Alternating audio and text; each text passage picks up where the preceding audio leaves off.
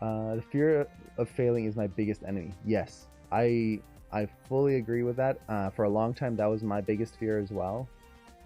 And I know this is silly. I'm assuming you've probably heard. I shouldn't say silly.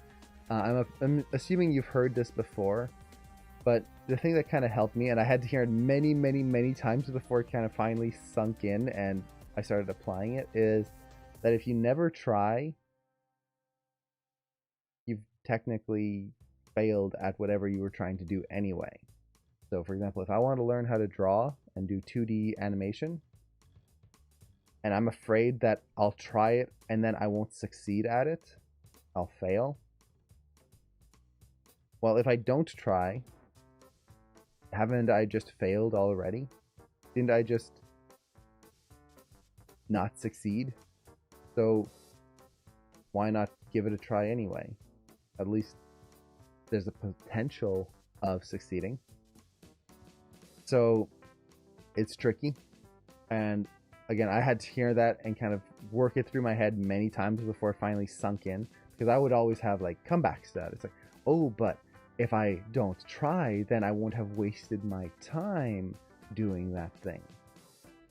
But is it wasting your time if you're enjoying it and it's something you really want to do? What's the alternative? I sit and watch TV all day and just eat chips.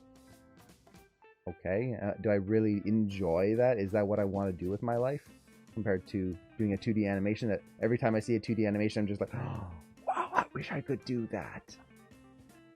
Don't I want to chase that instead of sitting on a couch all day or working at a job that I hate?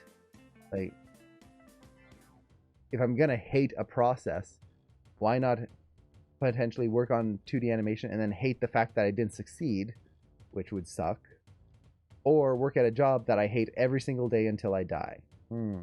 Yeah. So it's tricky. There's no answer, unfortunately, to that.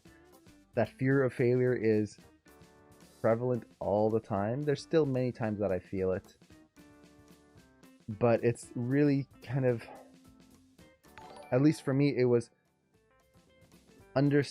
or getting it into my head, I should say, that if I don't try, I'll have failed anyway. So what's the problem? What's the risk? Now, that's easier said than done when you're learning something on your own compared to when you have to pay for school and do it. That's suddenly very tricky because now there's a financial investment in it too. But it still kind of applies. The big thing, especially when there's a financial investment in it, is if I'm going to invest money in it, then for me at least, I need to make sure that I apply myself 110% to it. I'm not going to spend money and then just go, well, I'm not going to try. So, if that's the case, like when I went to Animation Mentor, I wasn't sure if animation was going to be something I liked. I had never animated before. Never. Not a single day, not even a single, like, flip note or anything like that. I was a baker, and then my brother and I, we wanted to be animators. So we went to Animation Mentor, not knowing whether we'd enjoy the whole process.